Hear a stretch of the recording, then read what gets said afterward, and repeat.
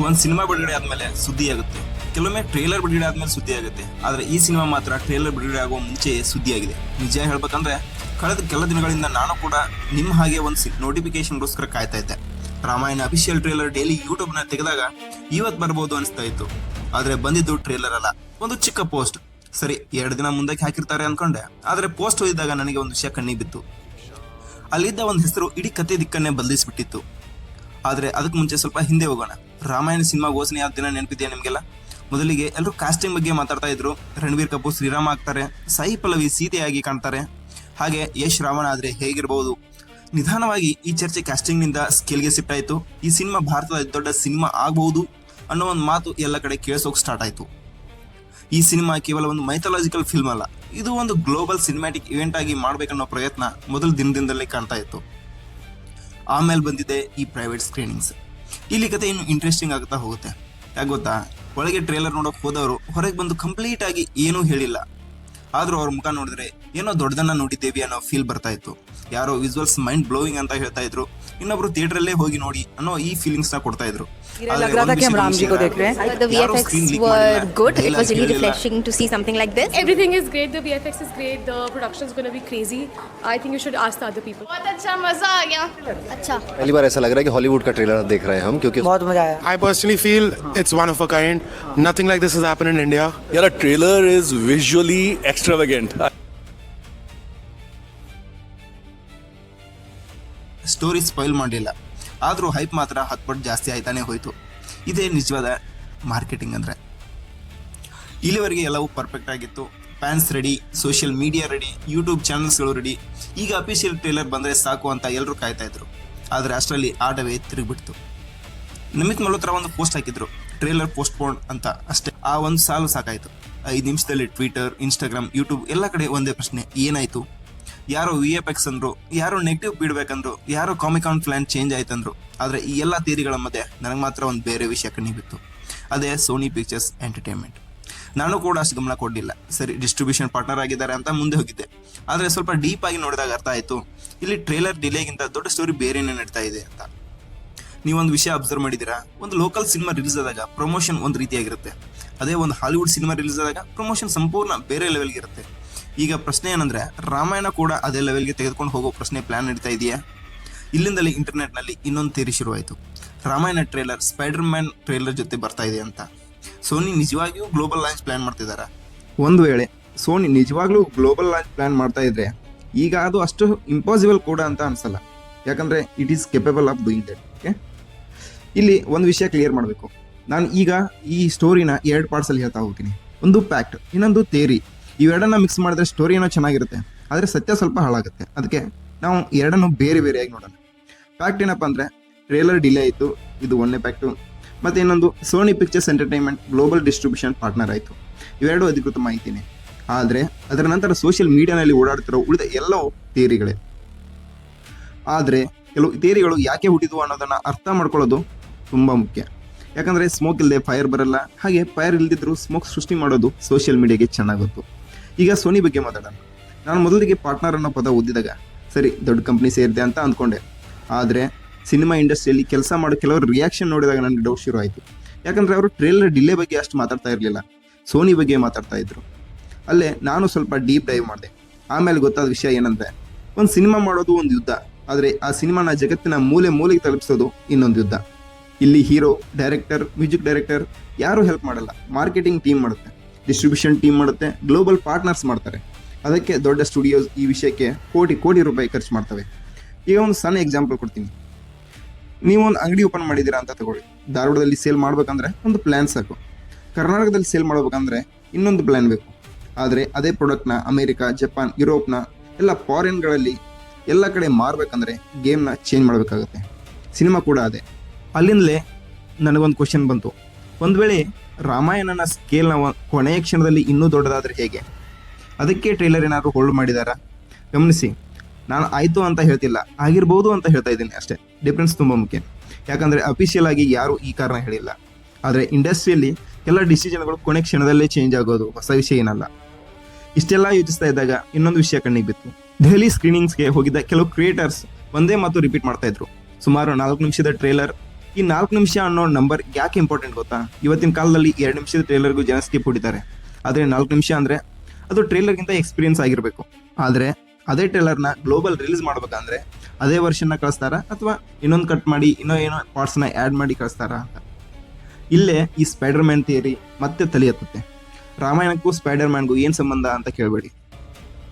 ಆದರೆ ಮಾರ್ಕೆಟಿಂಗ್ ಆ್ಯಂಗಲ್ನಲ್ಲಿ ನೋಡಿದ್ರೆ ಒಂದು ದೊಡ್ಡ ಹಾಲಿವುಡ್ ರಿಲೀಸ್ ಜೊತೆ ಇನ್ನೊಂದು ಮೆಗಾ ಪ್ರಾಜೆಕ್ಟ್ನ ಟ್ರೇಲರ್ ಅಟ್ಯಾಚ್ ಮಾಡೋದು ಹೊಸ ವಿಷಯ ಏನಲ್ಲ. ಅದಕ್ಕೆ ಕೆಲವರು ಹೇಳ್ತಿದ್ರು, ಒಂದು ವೇಳೆ ಸೋನಿ ಅದೇ ಸ್ಟ್ರಾಟಜಿ ಯೂಸ್ ಮಾಡಿದರೆ ಹೇಗೆ ಅಂತ. ಇದು ಅಫಿಷಿಯಲ್ ಇನ್ಫಾರ್ಮೇಷನ್ ಏನಲ್ಲ, ಆದರೆ ಲಾಜಿಕ್ ಇರುವ ಥಿಯರಿನೇ. ಅದಕ್ಕೆ ಇದು ಇಷ್ಟು ವೈರಲ್ ಆಯಿತು. ಇದನ್ನೆಲ್ಲ ಬದಿಗಿಡಿ. ಈ ಇಡೀ ಡಿಸ್ಕಷನ್ನಲ್ಲಿ ನನಗೆ ಪರ್ಸ್ನಲಿ ಮೋಸ್ಟ್ ಇಂಟ್ರೆಸ್ಟಿಂಗ್ ಅನಿಸಿದ್ದು ಬೇರೆ.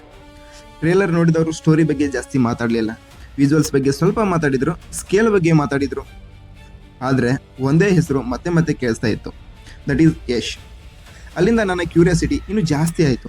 ಯಾಕಂದರೆ KGF ನಂತರ ಯಶ್ ಯಾವ ಸಿನಿಮಾ ಮಾಡ್ತಾರೆ ಅನ್ನೋದು ಎಲ್ಲರಿಗೂ ಒಂದು ದೊಡ್ಡ ಪ್ರಶ್ನೆ ಆಗಿತ್ತು. ಯಾವ ಅವತಾರನಲ್ಲಿ ಬರ್ತಾರೆ ಅನ್ನೋದು ಇನ್ನೊಂದು ದೊಡ್ಡ ಪ್ರಶ್ನೆ. ಅವರು ರಾಕಿ ಬಾಯಿ ಆಗಿ ಅಲ್ಲ, ರಾವಣನಾಗಿ ಬರ್ತಾ ಇದ್ದಾರೆ. ನಿಜ ಹೇಳ್ಬೇಕಂದ್ರೆ ರಾಮಾಯಣದಲ್ಲಿ ಶ್ರೀರಾಮ ಎಷ್ಟು ಮುಖ್ಯನೋ ರಾವಣ ಕೂಡ ಅಷ್ಟೇ ಮುಖ್ಯ. ಯಾಕಂದರೆ ಬಲಹೀನ ವಿಲನ್ ಇದ್ದರೆ ಹೀರೋನ ಗೆಲುವಿಗೆ ಬೆಲೆ ಇರಲ್ಲ. ರಾವಣ ಎಷ್ಟು ಪ್ರಬಲನಾಗಿರ್ತಾನೋ ಅಷ್ಟೇ ಶ್ರೀರಾಮನ ವಿಜಯ ದೊಡ್ಡದಾಗಿ ಕಾಣಿಸುತ್ತೆ. ಬಹುಶಃ ಅದಕ್ಕೆ ಈ ಸಿನಿಮಾದಲ್ಲಿ ಯಶ್ ಬಗ್ಗೆ ಇಷ್ಟು ಕ್ಯೂರಿಯಾಸಿಟಿ ಇದೆ. ಮತ್ತು ಪ್ರೈವೇಟ್ ಸ್ಕ್ರೀನಿಂಗ್ಸ್ನಿಂದ ಹೊರಗೆ ಬಂದವರು ಒಂದೇ ಹೆಸರು ರಿಪೀಟ್ ಮಾಡ್ತಾ ಇದ್ರು, ಯಶ್. ಆದರೆ ಅವರು ನಿಜವಾಗಿ ಏನು ನೋಡಿದ್ರು? ಯಶ್ ಲುಕ್ನ, ಅಥವಾ ಯಶ್ ಎಂಟ್ರಿನ, ಅಥವಾ ಯಶ್ ಡೈಲಾಗ್ನ, ಅಥವಾ ನಾವು ಇನ್ನೂ ನೋಡದೇ ಇರುವ ಏನಾದರೂ ಸರ್ಪ್ರೈಸಾ? ಇದನ್ನೇ ಈಗ ಡೀಪ್ ಡೈವ್ ಆಗಿ ಮಾತಾಡೋಣ. ಒಂದು ಸಿನಿಮಾದ ಟ್ರೇಲರ್ ನೋಡಿದ ಮೇಲೆ ಜನ ಹೊರಗೆ ಬಂದು ಕ್ಯಾಮ್ರಾ ಚೆನ್ನಾಗಿತ್ತು, ಲೈಟಿಂಗ್ ಚೆನ್ನಾಗಿತ್ತು ಅಂತ ಮಾತಾಡಿದರೆ ಅದು ಟೆಕ್ನಿಕಲ್ ಅಪ್ರಿಷಿಯೇಷನ್. ಆದರೆ ಹೊರಗೆ ಬಂದವರು ಒಂದೇ ಕ್ಯಾರೆಕ್ಟರ್ ಬಗ್ಗೆ ಮಾತನಾಡಿದರೆ ಅದರ ಅರ್ಥ ಒಂದೇ, ಆ ಕ್ಯಾರೆಕ್ಟರ್ ಅವರಿಗೆ ಮನಸ್ಸಿನಲ್ಲಿ ಉಳಿದಿದೆ ಅಂತ. ದೆಹಲಿ ಮತ್ತು ಮುಂಬೈ ಸ್ಕ್ರೀನಿಂಗ್ ಆದಮೇಲೆ ನನಗೆ ಇದೇ ಪ್ಯಾಟರ್ನ್ ಕಾಣಿಸ್ತಾ ಇತ್ತು. ಯಾರೂ ಕಂಪ್ಲೀಟ್ ಟ್ರೇಲರ್ ಡಿಸ್ಕ್ರೈಬ್ ಮಾಡಲಿಲ್ಲ, ಯಾರೂ ಸೀನ್ ಬೈ ಸೀನ್ ಎಕ್ಸ್ಪ್ಲೇನ್ ಮಾಡಲಿಲ್ಲ. ಆದರೆ ಯಶ್ ಅನ್ನೋ ಹೆಸರು ಮಾತ್ರ ಮತ್ತೆ ಮತ್ತೆ ಕೇಳಿಸ್ತಾ ಇತ್ತು. ಮೊದಲಿಗೆ ನಾನು ಅಂದ್ಕೊಂಡೆ ಸರಿ KGF ಪ್ಯಾನ್ ಬೇಸ್ ಇರೋದ್ರಿಂದ ಇರ್ಬೋದಂತ. ಆದರೆ ಸ್ವಲ್ಪ ಅಬ್ಸರ್ವ್ ಮಾಡಿದ್ಮೇಲೆ ಗೊತ್ತಾಯಿತು ಇದು ಪ್ಯಾನ್ ಹೈಪ್ ಮಾತ್ರ ಅಲ್ಲ, ಒಂದು ಕ್ಯಾರೆಕ್ಟರ್ ಬಗ್ಗೆ ಇದ್ದ ಕ್ಯೂರಿಯಾಸಿಟಿ. ಯಾಕಂದರೆ ನಾವು ಬಾಲ್ಯದಿಂದ ನೋಡಿದ ರಾವಣ ಒಂದೇ ಥರ ಇರ್ತಾನೆ, ದೊಡ್ಡ ಮೀಸೆ, ಹತ್ತಲೆ, ಜೋರಾಗಿ ನಗುವ ಖಳನಾಯಕ. ಆದರೆ ಈ ಸಿನಿಮಾ ಆ ಇಮೇಜನ್ನು ಬ್ರೇಕ್ ಮಾಡ್ಬೋದು ಅನಿಸುತ್ತೆ. ನೋಡಿ, ರಾಮಾಯಣದಲ್ಲಿ ರಾವಣ ಕೇವಲ ವಿಲನ್ ಅಲ್ಲ, ಅವನೊಬ್ಬ ರಾಜ, ಅದ್ಭುತ ಯೋಧ, ಅತ್ಯಂತ ಬುದ್ಧಿವಂತ, ಶಿವಭಕ್ತ, ವೇದಗಳ ಪಂಡಿತ. ಆದರೆ ಅವನ ಜೀವನದಲ್ಲಿ ಒಂದೇ ಒಂದು ತಪ್ಪು ಅವನ ಇಡೀ ಸಾಮ್ರಾಜ್ಯವನ್ನೇ ಸುಟ್ಟಾಕ್ತು. ಅದಕ್ಕೆ ರಾವಣ ಅನ್ನೋ ಕ್ಯಾರೆಕ್ಟರ್ ಅಷ್ಟು ಪವರ್ಫುಲ್. ಅವನನ್ನು ಬ್ಲ್ಯಾಕ್ ಆ್ಯಂಡ್ ವೈಟ್ನಲ್ಲಿ ಬರೆಯೋಕ್ಕಾಗಲ್ಲ, ಅವನೊಂದು ಗ್ರೇ ಕ್ಯಾರೆಕ್ಟರ್. ಬಹುಶಃ ಯಶ್ ಕೂಡ ಇದನ್ನೇ ಹಿಡಿದಿರ್ಬೋದು. ರಾಕಿ ಬಾಯ್ ಸ್ಟೈಲ್ ಡೈಲಾಗ್ ಹೊಡೆದ್ರೆ ಸಾಕು ಅನ್ನೋ ಕ್ಯಾರೆಕ್ಟರ್ ಇದಲ್ಲ. ಇಲ್ಲಿ ಕಣ್ ಮಾತಾಡಬೇಕು, ಸೈಲೆನ್ಸ್ ಮಾತಾಡಬೇಕು, ಪ್ರೆಸೆನ್ಸ್ ಮಾತಾಡಬೇಕು. ಕೆಲ ಕ್ಯಾರೆಕ್ಟರ್ಗಳಿಗೆ ಡೈಲಾಗ್ ಬೇಕಾಗಲ್ಲ, ಅವರು ಸ್ಕ್ರೀನ್ ಮೇಲೆ ಕಾಣಿಸ್ಕೊಂಡ್ರೆ ಸಾಕು. ಬಹುಶಃ ಪ್ರೈವೇಟ್ ಸ್ಕ್ರೀನಿಂಗ್ ಹೋದವರು ಇದನ್ನೇ ಫೀಲ್ ಮಾಡಿದ್ರೇನೋ. ಇಷ್ಟೆಲ್ಲ ಡಿಸ್ಕಷನ್ ನಡುವೆ ಒಂದು ಕ್ವಶನ್ ಮಾತ್ರ ಆನ್ಸರ್ ಇಲ್ಲದೆ ಉಳಿದೋಯ್ತು, ಟ್ರೇಲರ್ ಯಾಕೆ ಡಿಲೇ ಆಯಿತು ಅಂತ. ನೋಡಿ, ಇಲ್ಲಿವರೆಗೆ ನಾವು 3 ಪಾಸಿಟಿವಿಟಿ ಬಗ್ಗೆ ಮಾತಾಡಿದ್ವಿ. First one VFX, second one marketing strategy, ಮತ್ತು ಮೂರನೇದು ಸೋನಿ ಪಾರ್ಟ್ನರ್ಶಿಪ್. ಆದರೆ ಇನ್ನೊಂದು ಪಾಸಿಬಿಲಿಟಿ ಬಗ್ಗೆ ತುಂಬ ಕಡಿಮೆ ಜನ ಮಾತಾಡ್ತಾರೆ, ಎಕ್ಸ್ಪೆಕ್ಟೇಷನ್ಸ್. ಹೌದು, ಎಕ್ಸ್ಪೆಕ್ಟೇಷನ್ ಕೆಲವೊಮ್ಮೆ ಸಿನಿಮಾ ದೊಡ್ಡದಾಗೋದಿಲ್ಲ, ಜನರ ಎಕ್ಸ್ಪೆಕ್ಟೇಷನ್ ದೊಡ್ಡದಾಗುತ್ತೆ. ಆ ಎಕ್ಸ್ಪೆಕ್ಟೇಷನ್ಗೆ ಮ್ಯಾಚ್ ಆಗೋವರೆಗೂ ಸ್ಟುಡಿಯೋ ಕೂಡ ರಿಸ್ಕ್ ತೆಗೆದುಕೊಳ್ಳಲ್ಲ. ಇಮ್ಯಾಜಿನ್ ಮಾಡಿ, ನೀವು ಭಾರತದ ಅತಿ ದೊಡ್ಡ ಸಿನಿಮಾ ಮಾಡ್ತಾ ಇದ್ದೀರಾ, ಬಜೆಟ್ 1000 ಕೋಟಿ ಇದೆ, 10 ವರ್ಷಗಳ ಪ್ಲ್ಯಾನಿಂಗ್ ಇದೆ, ವರ್ಲ್ಡ್ ವೈಡ್ ರಿಲೀಸ್ ಮಾಡಬೇಕನ್ನೋ ಪ್ಲ್ಯಾನ್ ಇದೆ. ಅಂತಹ ಪ್ರಾಜೆಕ್ಟ್ಗೆ ಸರಿ ಬಿಡಿ ಇದ್ದದನ್ನೇ ರಿಲೀಸ್ ಮಾಡಿ ಅಂತ ಹೇಳ್ತೀರಾ? ಖಂಡಿತ ಇಲ್ಲ. 1% ಬೆಟರ್ ಮಾಡ್ಬೋದು ಅಂದರೆ ಅದಕ್ಕೂ ಟೈಮ್ ತೆಗೆದುಕೊಳ್ತೀರಾ. ಇಲ್ಲೇ ನನಗೆ ಸೋನಿ ಎಂಟ್ರಿಯ ಇಂಪಾರ್ಟೆನ್ಸ್ ಅರ್ಥ ಆಯಿತು. ಅವರು ಟ್ರೇಲರ್ ರಿಲೀಸ್ ಮಾಡ್ತಿಲ್ಲ, ಅವರೊಂದು ಇವೆಂಟ್ನ ಕ್ರಿಯೇಟ್ ಮಾಡ್ತಿದ್ದಾರೆ. ಇವೆರಡರ ಮಧ್ಯೆ ತುಂಬ ಡಿಫ್ರೆನ್ಸ್ ಇದೆ, ತುಂಬ ದೊಡ್ಡ ಡಿಫ್ರೆನ್ಸ್ ಇದೆ. ಟ್ರೇಲರ್ ಏನಪ್ಪ ಅಂದರೆ ಯೂಟ್ಯೂಬ್ನಲ್ಲೇ ರಿಲೀಸ್ ಆಗುತ್ತೆ, ಬಟ್ ಒಂದು ಇವೆಂಟ್ ಇಡೀ ಇಂಟರ್ನೆಟ್ನಲ್ಲಿ ಟ್ರೆಂಡ್ ಆಗಿಬಿಡುತ್ತೆ. ರಾಮಾಯಣ ಯಾವ ಕೆಟಗರಿಗೆ ಹೋಗ್ಬೇಕನ್ನೋ ಡಿಸ್ಕಷನ್ ಬಹುಶಃ ಇದೇ ಸಮಯದಲ್ಲಿ ಆಗಿರ್ಬೋದು. ಗಮನಿಸಿ, ಇದು ನನ್ನ ಅಬ್ಸರ್ವೇಷನ್ ಅಷ್ಟೇ, ಅಫಿಷಿಯಲ್ ಸ್ಟೇಟ್ಮೆಂಟ್ ಅಂತೂ ಅಲ್ಲ. ಆದರೆ ಇಲ್ಲಿವರೆಗೆ ನಡೆದ ಘಟನೆಗಳನ್ನು ನೋಡಿದ್ರೆ ಈ ಥಿಯರಿ ಸಂಪೂರ್ಣ ಇಂಪಾಸಿಬಲ್ ಕೂಡ ಅಲ್ಲ. ಇಲ್ಲಿವರೆಗೆ ನಾನು ಹೇಳಿದ ಎಲ್ಲದಕ್ಕಿಂತ ದೊಡ್ಡ ಕ್ವಶನ್ ಈಗ ಬರುತ್ತೆ. ಒಂದು ವೇಳೆ ಈ ಎಲ್ಲ ಹೈಪ್ ತಕ್ಕಷ್ಟು ಟ್ರೇಲರ್ ಇರಲಿಲ್ಲ ಅಂದರೆ ಹೇಗೆ? ಇಷ್ಟೊಂದು ದಿನ ಕಾಯಿಸಿದ ಮೇಲೆ, ಇಷ್ಟೊಂದು ಎಕ್ಸ್ಪೆಕ್ಟೇಷನ್ಸ್ನ ಬಿಲ್ಡ್ ಮಾಡಿದ ಮೇಲೆ ಟ್ರೇಲರ್ ಆ್ಯಾವ್ರೇಜ್ ಆಗಿಬಿಟ್ರೆ ಅದೇ ಈ ಸಿನಿಮಾದ ಬಿಗ್ಗೆಸ್ಟ್ ರಿಸ್ಕ್. ಆದರೆ ಇನ್ನೊಂದು ಕಡೆ, ಒಂದು ವೇಳೆ ಟ್ರೇಲರ್ ನಿಜವಾಗಿಯೂ ಎಕ್ಸ್ಟ್ರಾರ್ಡಿನರಿ ಆಗಿದ್ದರೆ ಈ ಡಿಲೇ, ಈ ರೂಮರ್ಸ್, ಈ ಡಿಸ್ಕಷನ್ಸ್ ಇವೆಲ್ಲವೂ ಒಂದೇ ಒಂದು ಕ್ಷಣದಲ್ಲಿ ಮಾರ್ಕೆಟಿಂಗ್ ಮಾಸ್ಟರ್ ಸ್ಟ್ರೋಕ್ ಆಗಿಬಿಡ್ತವೆ. ಅಲ್ಲೇ ಗೊತ್ತಾಗುತ್ತೆ ನಾವು ಕಳೆದ ಕೆಲವು ದಿನಗಳಿಂದ ಒಂದು ಟ್ರೇಲರ್ಗಾಗಿ ಕಾಯ್ತಾ ಇರಲಿಲ್ಲ, ಒಂದು ಮೊಮೆಂಟ್ಗಾಗಿ ಕಾಯ್ತಾ ಇದ್ವಿ ಅಂತ. ಮತ್ತು ಆ ಪ್ಲೇ ಬಟನ್ ಒತ್ತುವ ಆ ಒಂದು ಕ್ಷಣ ಕೇವಲ ಟ್ರೇಲರ್ ಶುರುವಾಗಲ್ಲ, ಬಹುಶಃ ಭಾರತೀಯ ಸಿನಿಮಾದ ಹೊಸ ಅಧ್ಯಾಯ ಶುರುವಾಗಬಹುದು. ನೋಡಿ, ಈ ವಿಡಿಯೋದಲ್ಲಿ ನಾವು ತುಂಬ ವಿಷಯಗಳ ಬಗ್ಗೆ ಮಾತಾಡಿದ್ವಿ. ಮೊದಲು ಟ್ರೇಲರ್ ಡಿಲೇ ಯಾಕಾಯ್ತು ಅಂತ ಮಾತಾಡಿದ್ವಿ, ಸೋನಿ ಎಂಟರ್ಟೈನ್ಮೆಂಟ್ ಮೆಡಲ್ ಬಂದಿರೋದನ್ನ ಮಾತಾಡಿದ್ವಿ, ಸ್ಪೈಡರ್ಮನ್ ಥಿಯರಿ ಬಗ್ಗೆ ಮಾತಾಡಿದ್ವಿ, ಪ್ರೈವೇಟ್ ಸ್ಕ್ರೀನಿಂಗ್ಸ್ಗಳ ಬಗ್ಗೆ ಮಾತಾಡಿದ್ವಿ, ಹಾಗೆ ಯಶ್ ಆಸ್ ಅ ರಾವಣ್ ಮಾತಾಡಿದ್ವಿ, ಹಾಗೆ ಫ್ಯಾನ್ಸ್ ರಿಯಾಕ್ಷನ್ಸ್ಗಳ ಬಗ್ಗೆ ಮಾತಾಡಿದ್ವಿ. ಆದರೆ ಕೊನೆಯಲ್ಲಿ ನನಗೆ ಅನಿಸೋದು ಒಂದೇ, ಈ ಕತೆ ಟ್ರೇಲರ್ ಬಗ್ಗೆ ಅಲ್ಲ, ನಿರೀಕ್ಷೆ ಬಗ್ಗೆ. ಒಮ್ಮೆ ಹಿಂದೆ ಹೋಗಿ ಯೋಚಿಸಿ ನೋಡಿ, ಈ ಸಿನಿಮಾದಿಂದ ಒಂದು ಸೀನ್ ಕೂಡ ಅಫಿಷಿಯಲ್ ಆಗಿ ಹೊರಗೆ ಬಂದಿಲ್ಲ, ಒಂದು ಡೈಲಾಗ್ ಕೂಡ ವೈರಲ್ ಆಗಿಲ್ಲ, ಒಂದು ಸಾಂಗ್ ಕೂಡ ರಿಲೀಸ್ ಆಗಿಲ್ಲ. ಆದರೂ ಇಡೀ ದೇಶ ಈ ಸಿನಿಮಾದ ಬಗ್ಗೆ ಮಾತಾಡ್ತಿದೆ. ಅಂದರೆ ಈ ಸಿನಿಮಾ ಈಗಾಗಲೇ ಜನರ ಮನಸ್ಸಲ್ಲಿ ಒಂದು ಜಾಗ ಮಾಡ್ಕೊಂಡಿದೆ. ಇದು ಮಾರ್ಕೆಟಿಂಗ್ನಿಂದ ಮಾತ್ರ ಆಗಲ್ಲ, ಅದರ ಹಿಂದೆ ಈ ಕಥೆಯ ಶಕ್ತಿಯೂ ಇದೆ. ರಾಮಾಯಣ ಅಂದರೆ ಕೇವಲ ಒಂದು ಸಿನಿಮಾ ಅಲ್ಲ, ತಲೆಮಾರುಗಳಿಂದ ಕೇಳುತ್ತಾ ಬಂದ ಒಂದು ಮಹಾಕಾವ್ಯ. ಪ್ರತಿ ಮನೆಯಲ್ಲೂ, ಪ್ರತಿ ಭಾಷೆಯಲ್ಲೂ, ಪ್ರತಿ ತಲೆಮಾರಿನಲ್ಲೂ ಮತ್ತೆ ಮತ್ತೆ ಹೇಳಲ್ಪಟ್ಟ ಒಂದು ಕತೆ. ಅದನ್ನು ಇವತ್ತು ಹೊಸ ರೂಪದಲ್ಲಿ ಹೇಳೋಕೆ ಯಾರಾದರೂ ಪ್ರಯತ್ನ ಮಾಡಿದರೆ ಜನರ ಎಕ್ಸ್ಪೆಕ್ಟೇಷನ್ಸ್ ಎಷ್ಟು ದೊಡ್ಡದಿರುತ್ತೆ ಅನ್ನೋದನ್ನು ನಾವು ಊಹೆ ಮಾಡ್ಬೋದು. ಅದಕ್ಕೆ ಈ ಸಿನಿಮಾಗೆ ಸಿಗ್ತಿರೋ ಪ್ರೀತಿ ಕೂಡ ಅಷ್ಟೇ ದೊಡ್ಡದು, ಹಾಗೆ ಪ್ರೆಷರ್ ಕೂಡ ಅಷ್ಟೇ ದೊಡ್ಡದಾಗಿರುತ್ತೆ. ಒಂದು ವೇಳೆ ಟ್ರೇಲರ್ ಏನಾದರೂ ತಪ್ಪಾಗಿ ಬಂದರೆ ಅದ್ರ ಮೇಲಿರೋ ಮೊದಲ ಇಂಪ್ರೆಷನ್ ಕೂಡ ಸ್ವಲ್ಪ ಚೇಂಜ್ ಆಗ್ಬೋದು. ಆದರೆ ಒಂದು ವೇಳೆ ಟ್ರೇಲರ್ ಏನಾದರೂ ಎಕ್ಸ್ಟ್ರಾರ್ಡಿನರಿ ಆಗಿ ಬಂದರೆ ಸಿನಿಮಾ ಮೇಲೆ ನಂಬಿಕೆ ಇನ್ನೂ 10 ಪಟ್ಟು ಹೆಚ್ಚಾಗ್ಬೋದು. ಬಹುಶಃ ಅದಕ್ಕೆ ಅವರು ಇಷ್ಟು ಜಾಗ್ರತೆಯಿಂದ ಪ್ರತಿಯೊಂದು ಹೆಜ್ಜೆ ಇಡ್ತಿರ್ಬೋದು. ಸೋಷಿಯಲ್ ಮೀಡಿಯಾನಲ್ಲಿ ಓಡಾಡೋ ಪ್ರತಿಯೊಂದು ಥಿಯರಿ ನಿಜ ಆಗಬೇಕಂದಿಲ್ಲ. ಹಾಗೆ ಅಫಿಷಿಯಲ್ ಅಪ್ಡೇಟ್ ಬರುವ ಮುಂಚೆ ಯಾವುದೇ ಕನ್ಕ್ಲೂಷನ್ಗೆ ಬರೋದು ಕೂಡ ಸರಿಯಲ್ಲ. ನಾವು ವಿಡಿಯೋದಲ್ಲಿ ಮಾತನಾಡಿದ್ದು ಫ್ಯಾಕ್ಟ್ ಎಲ್ಲಿದೆಯೋ ಅಲ್ಲಿ ಫ್ಯಾಕ್ಟ್ ಬಗ್ಗೆ ಮಾತಾಡಿದ್ವಿ, ಹಾಗೆ ಥಿಯರಿ ಎಲ್ಲಿದೆಯೋ ಅಲ್ಲಿ ಥಿಯರಿ ಬಗ್ಗೆ ಮಾತಾಡಿದ್ವಿ. ಯಾಕಂದರೆ ಒಳ್ಳೆ ಸಿನಿಮಾ ಡಿಸ್ಕಷನ್ ಅಂದರೆ ಇದೆ ಅಲ್ವಾ, ಕಲ್ಪನೆಯನ್ನು ಕೂಡ ಎಂಜಾಯ್ ಮಾಡಬೇಕು, ಸತ್ಯ ಬಂದಾಗ ಅದನ್ನು ಒಪ್ಕೊಳ್ಬೇಕು. ಈಗ ಎಲ್ಲಕ್ಕಿಂತ ದೊಡ್ಡ ಪ್ರಶ್ನೆ ಏನಪ್ಪ ಅಂದರೆ, ಟ್ರೇಲರ್ ಯಾವಾಗ ಬರುತ್ತೆ? ನಿಜ ಹೇಳ್ಬೇಕಂದ್ರೆ ನನಗೂ ಗೊತ್ತಿಲ್ಲ, ನಿಮಗೂ ಗೊತ್ತಿಲ್ಲ. ಆದರೆ ಒಂದು ವಿಷಯ ಮಾತ್ರ ಖಚಿತ, ಆ ದಿನ ಯೂಟ್ಯೂಬ್ನಲ್ಲಿ ರಾಮಾಯಣ ಅಫಿಷಿಯಲ್ ಟ್ರೇಲರ್ ಅಂತ ನೋಟಿಫಿಕೇಶನ್ ಬಿದ್ದ ಕ್ಷಣ ಕೇವಲ ಫ್ಯಾನ್ಸ್ ಮಾತ್ರ ಕ್ಲಿಕ್ ಮಾಡಲ್ಲ, ಇಡೀ ಸಿನಿಮಾ ಇಂಡಸ್ಟ್ರಿ ಕ್ಲಿಕ್ ಮಾಡ್ತಾರೆ. ಯಾಕಂದರೆ ಅವರು ಟ್ರೇಲರ್ ನೋಡೋದಿಲ್ಲ, ಭಾರತದ ಅತಿ ದೊಡ್ಡ ಸಿನಿಮಾ ಒಂದರ ಮೊದಲ ಹೆಜ್ಜೆಯನ್ನು ನೋಡ್ತಿರ್ತಾರೆ. ಈ ಸಿನಿಮಾ ಇತಿಹಾಸ ಬರೆಯುತ್ತಾ ಅಥವಾ ಎಕ್ಸ್ಪೆಕ್ಟೇಷನ್ಸ್ನ ಭಾರಕ್ಕೆ ಸಿಲುಕುತ್ತಾ? ಅದಕ್ಕೆ ಉತ್ತರ ಟ್ರೇಲರ್ ಕೊಡುತ್ತೆ.